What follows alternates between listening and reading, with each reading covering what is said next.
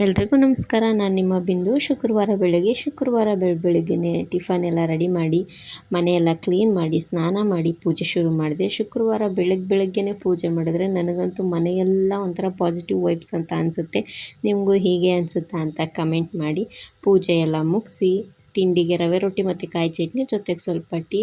ಬಟ್ಟೆ ಒಣಗಾಕಿದ್ದೆ, ನೆನೆ ಸರಿಯಾಗಿ ಬಿಸಿಲಿರಲಿಲ್ಲ. ಸೊ ಆ ಬಟ್ಟೆ ಎಲ್ಲ ತೊಗೊಂಡೋಗಿಟ್ಟು ಅದ್ರ ಜೊತೆ ಒಂದೆರಡು ಜೊತೆ ಬಟ್ಟೆ ಇತ್ತು, ಆ ಬಟ್ಟೆನೂ ಒಗೆದು ಅದ್ರ ಜೊತೆ ಕಿಚನ್ ಕ್ಲೀನ್ ಮಾಡೋವಂಥ ಬಟ್ಟೆಗಳು ಇತ್ತು.